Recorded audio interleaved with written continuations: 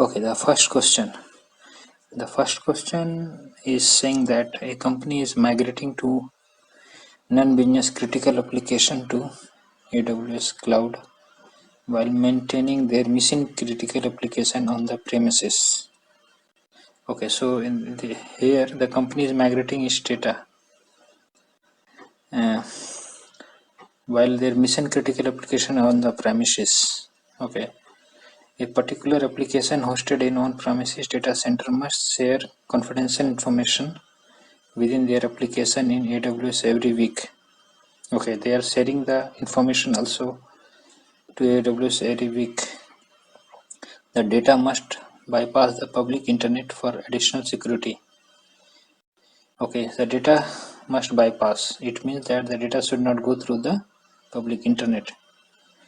However, the data center network connection performance is always spiky and highly unpredictable. Okay, means the connection should bypass the public internet, and also their issue which is spiky and highly unpredictable. So which of the following is the most secure configuration that will ensure continued connectivity between this site? Okay, so here we got this question and there are the four options. So let's see what we can know from here. So here are they saying that data must bypass the public internet. This is the first thing that we have to keep. Also they mention like the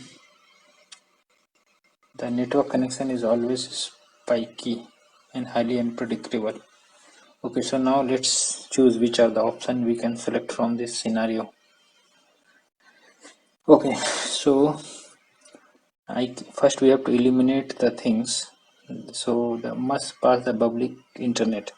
Okay, so the VPNs, it cannot be the solution because VPNs are going through the public internet. Okay, this one is also I'm not going to select because it's the VPN, it's the cloud hub, it's also going to the public internet. Okay, the snowball is also not the, it's actually a migration. We are using the snowball to migrate the data from one place to another place directly, so it's mainly used for migration. Okay, now the answer look like is a direct connect. Okay, now let's see the answer.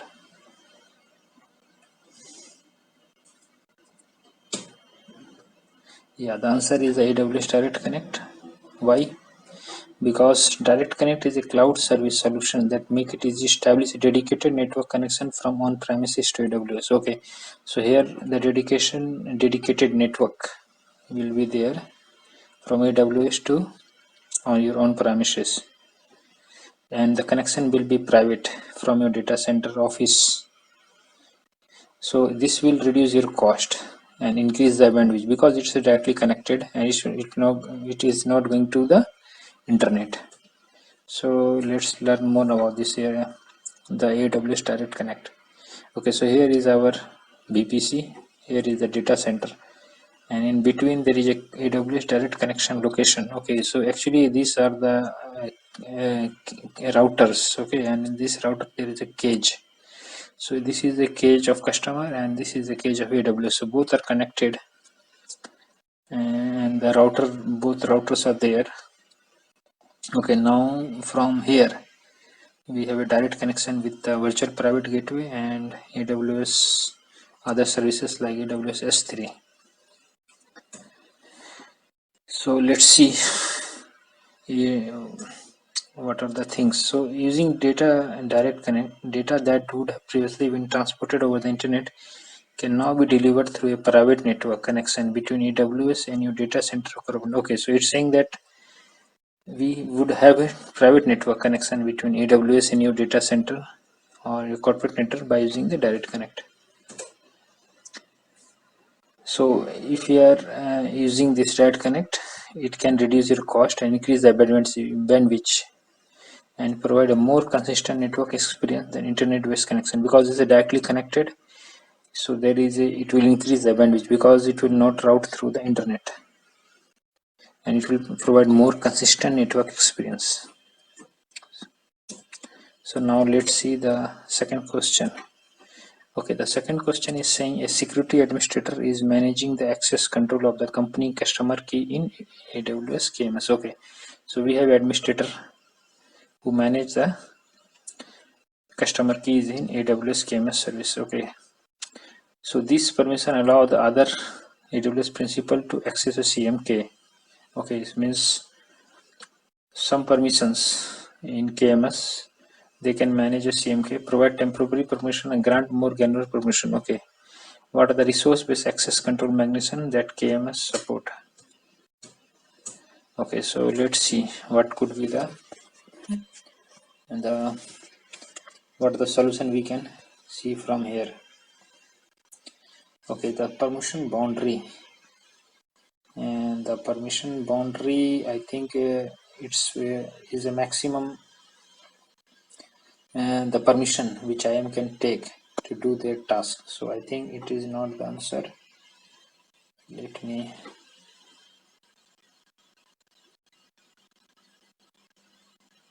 clear this. And so what the things highlighted here is what are the resource based access control mechanisms that KMS support. So permission boundary is not the answer. Okay, service control policy. Okay, so what are the service control policy? So service control policy is mainly work with the AWS organization. Okay, and it's from this policy you can manage your AWS organization, and it offers central control over the maximum available permission. Okay, for all account in organization. And from this service control policy you can ensure your account stay with your organization access control guidelines.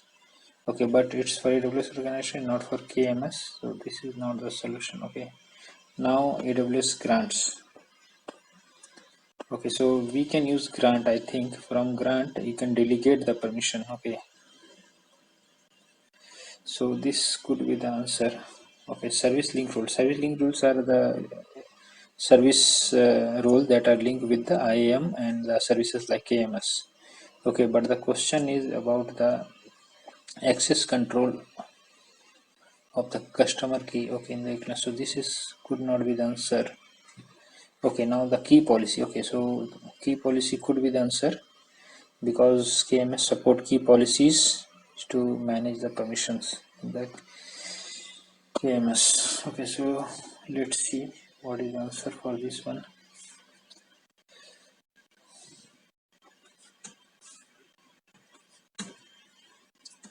Yeah, the key policy and the grants. Why? Okay, because grants you can programmatically delegate the use of KMS master keys to other principal. Okay, so from grant you can delegate your principals. You can allow them, but you cannot deny it. Okay, so grant are easy to create and revoke, and they are used often to provide temporary permission to more permission. Okay, so grant is the thing, and the key policy is the other answer. Okay, so now the other thing you can use is that AWS anti-IAM policy in combination with key policies. Okay, to control access to your customer master key in AWS KMS. Okay, so you can use key policies also is using conjunction with IAM policy to control access of CMKs in AWS KMS. Okay, now let's go to the other question. You have deployed a web application hosted in auto scaling group in AP South 1 region. Okay, and as the application has customers from different countries, you plan to use a CloudFront to speed up the distribution of web content and the end user. Okay, so here you are using CloudFront to speed up your distribution for your dynamic web content. The CloudFront distribution also needs to serve secure content over the SSL TLS. Okay, so here the CloudFront is using the secure SSL TLS. Okay, so here is the thing that you have to notice is, and this portion. Okay, and you already have a certificate installed in ACM. Okay, so you already have certificate. Now the question is, how would you this one? So how would you associate the ACM certificate? Now this question, let's see what are the option we have. Okay, so we have four option. Okay, so request, the first option is saying request a certificate in a US East North Virginia region in ACM. Update the certificate CloudFront distribution to use the certificate. Okay, so look like this is the answer because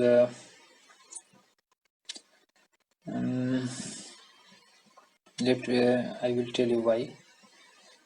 Because ACM Security CloudFront, you must request or import the certificate in the US East North Virginia region. Okay, so if you are going to use a CloudFront and going to import the certificate, you have to import the certificate in this North Virginia region, and after importing it will replicate to the other environment. Okay, so this looks correct. What's the other option? Let's see that. So B is ACM is able to copy the certificate across AWS region to CloudFront distribution. You can directly update the CloudFront distribution to use the certificate in ACM. So this could not be answered because ACM does not copy certificate. Okay, so this is not the answer. Okay, now the third answer, use, and let's see the third options. Okay, so use AWS command line to copy the certificate from this region to this region. Okay, so the option C is also incorrect because AWS CLI does not allow to copy an ACM certificate. Okay, now let's see the D option. In ACM, request import a certificate in every region. This is also wrong because you have to request the certificate in North Virginia region only, because after you import the certificate in North Virginia region, it will replicate to the other environment also. So this is the wrong answer. So look like this is the answer. Let's see. A should be the answer. Okay.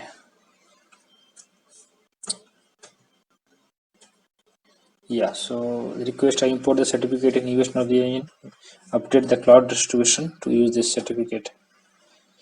Because to use any certificate from CloudFront, you must request I import the certificate in US East North Virginia region. Okay, so this is the one of the expert that I copied from the AWS facts. So here they mention that, can I copy a certificate between AWS region? They clearly mention that you cannot copy ACM managed certificate region at this time. Okay, and the second thing that I noticed from that document is that they ask like, can I use the same certificate in more than a region?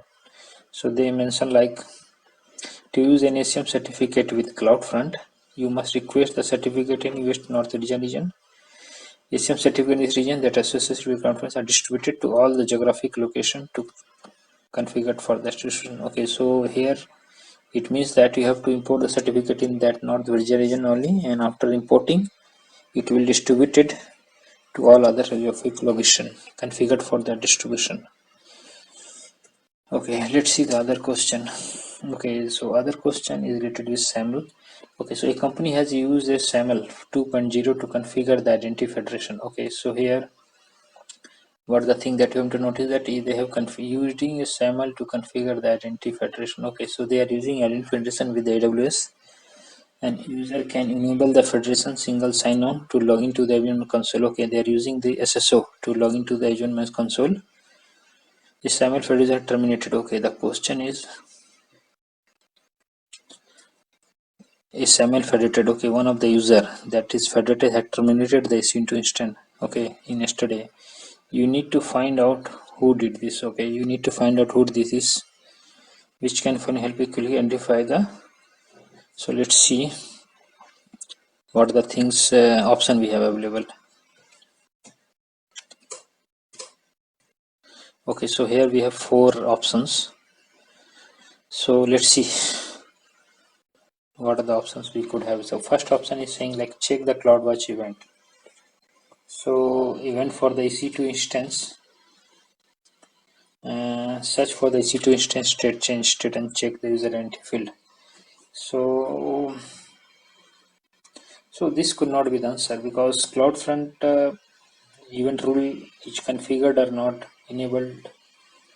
Uh, mm, we are not sure, and it will not show any log or record for the assume rule with SAML event. Okay,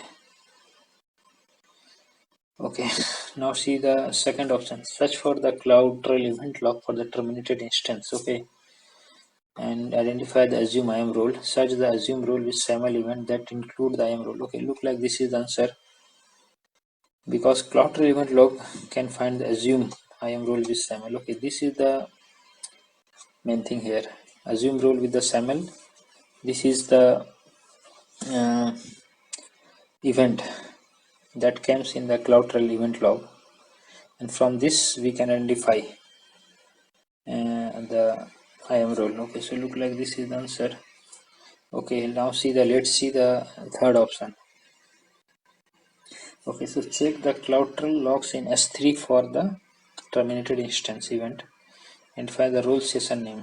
Search the assume roles event that include the IAM roles. Okay, so here it should not be the assume role, it should be the assume use SAML because we are using SSO and SAML Federation. Okay, so Federation using STS services with assume role with SAML service. Okay, so this could not be the answer. Okay, now the fourth, what is saying? In AWS rule, check the last activity time of the same time for each SAML Federation rule. The last activity, the assume Federated rule should have the same time when the instance was terminated.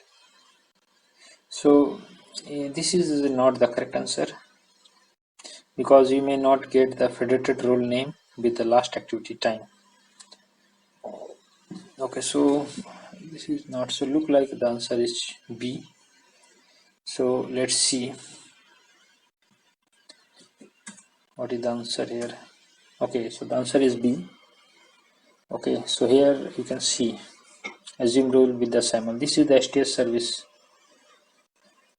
that came in as an event in the CloudTrail event logs. Okay, this is the snapshot I have taken from the AWS docs. It's actually a security blog from AWS, and they mention the same scenario like this. Here the user needs to find that one. So how user is finding? So first the user is trying to search the event. Event name is mentioned in the CloudTrail event log. After then she can find the user entry section. User entry section, I will determine the Amazon resource. Okay, so first she needs to find the permitted event name, and after then she needs to find the user entry. After then she needs to search the assume role with SAML STS, and after then she can find the username, predicted username. Okay, so this is the answer. So I think CloudTrail is the manage all the API calls, and we can use CloudTrail mainly so for STS operations also. So let's go ahead with the